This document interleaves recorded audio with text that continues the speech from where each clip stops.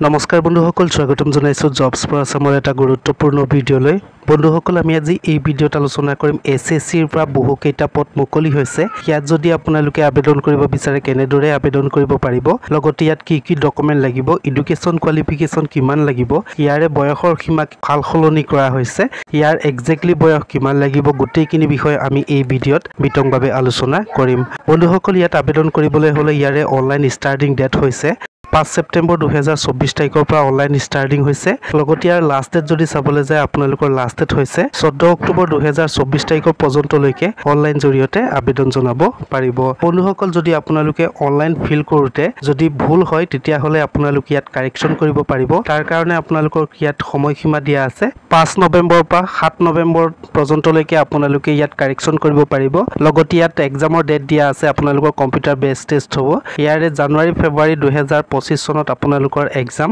অনুষ্ঠিত কৰা হ'ব লগতে বন্ধুসকল ইয়াৰ যদি প্ৰতি মাহৰ দৰমহা যদি চাবলৈ যায় আমি ইয়াত দেখা পাম আপোনালোকৰ ইয়াত প্ৰতি মাহৰ দৰমহা হ'ব সিপাই ইন এনসিবিত আপোনালোকৰ 18000 পৰা 56900 টকা পৰ্যন্তলৈকে প্ৰতি মাহৰ দৰমহা হ'ব লগতে আদাৰ ফৰ্চকিনিত দৰমহা যদি চাবলৈ যায় 21700 টকাৰ পৰা 69100 টকা পৰ্যন্তলৈকে আপোনালোকৰ ইয়াত প্ৰতি মাহৰ দৰমহা হ'ব বন্ধুসকল ইয়াৰ ভেকেন্সি কিনি যদি চাবলৈ যায় ইয়াৰে আপোনালোকৰ যদি 1 নম্বৰ বিএসএফত যদি চাবলৈ যায় আপোনালোকৰ 15656 টা ভেকেন্সি আছে সিআইএসএফত যদি আপোনালোকে টোটাল ভেকেন্সি যদি চাবলৈ যায় 7145 টা ভেকেন্সি আছে সিআৰপিএফত যদি আপোনালোকে ইয়াত চাবলৈ যায় 11541 টা ভেকেন্সি আছে এছএছবিত আপোনালোকৰ 819 টা ভেকেন্সি আছে আইটিবিপিত আপোনালোকৰ 3017 টা ভেকেন্সি আছে আসাম ৰাইফলত 1248 টা ভেকেন্সি আছে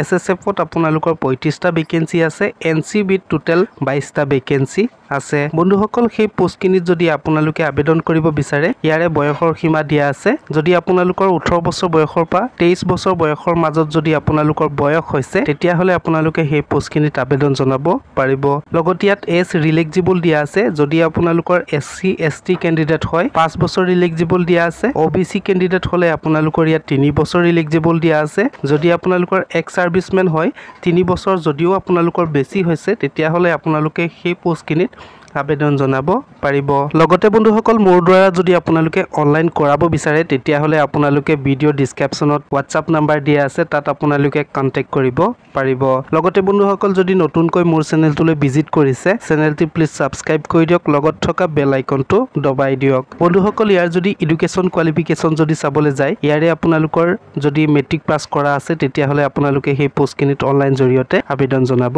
পাৰিব এছএছসি কনষ্টেবল জিডিত যদি আপোনালোকে আবেদন কৰিব বিচাৰে যদি তাত আপোনালোকৰ আদাৰ কোৱালিফিকেশ্যন থাকে বা এনসিসি যদি থাকে তেতিয়া হলে আপোনালোকৰ ইয়াতে এক্সট্ৰা বোনাস দিয়া হ'ব ইয়াৰে যদি আপোনালোকৰ এনসিসি সি সাৰ্টিফিকেট থাকে 5% আপোনালোকক এক্সামিনেশ্যনৰ বোনাস মাৰ্ক দিয়া হ'ব এনসিসি বি যদি থাকে আপোনালোকৰ 3% দিয়া হ'ব লগতে যদি আপোনালোকৰ এনসিসি এ সাৰ্টিফিকেটখন যদি থাকে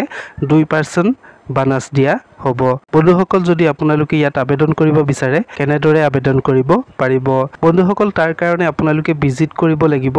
ssc.nic.in তাত সাৰ্চ কৰি আপোনালোকে অনলাইন ষ্টাৰ্ট কৰিব পাৰিব বা যদি আপোনালোকে মোৰ ভিডিও ডেসক্ৰিপচনতো লিংক দিয়া আছে তাত গৈ আপোনালোকে ডাইৰেক্ট অনলাইন ষ্টাৰ্ট কৰিব পাৰিব বন্ধুসকল যদি আপোনালোকে অফিচিয়েল নটিফিকেশনখন যদি চাব বিচাৰে মোৰ ভিডিও ডেসক্ৰিপচনতে লিংক দিয়া আছে তাত গৈ আপোনালোকে অফিচিয়েল নটিফিকেশনখন চাব পাৰিব বন্ধুসকল ইয়াৰ যদি এপ্লিকেশনৰ মাসুল যদি চাবলৈ যায় ইয়াত আপোনালোকে জেনাৰেল ওবিসি ক্যান্ডিডেট সকলে 100 টকা এপ্লিকেশনৰ মাসুল পৰিশোধ কৰিব লাগিব লগতে যদি আপোনালোকৰ এসসি এসটি সাৰ্ভিসম্যান যদি হয় তেতিয়া হলে আপোনালোকে ইয়াত কোনো ধৰণৰ মাসুল পৰিশোধ কৰিব নালাগে টোটালি ফ্ৰীকে আবেদন জনাব পাৰিব বন্ধুসকল আজিৰ ভিডিওটি ইমানখিনিয়ে মই আপোনালোকক ইনফৰমেশন কিনি দিলো যদি ভিডিওটো চাই ভাল লাগিলে প্লিজ লাইক কৰি দিয়ক শেয়াৰ কৰি দিয়ক লগতে বন্ধুসকল কমেন্ট কৰি জনাব ইনফৰমেশনটো পাই কেনেকুৱা পালে ধন্যবাদ।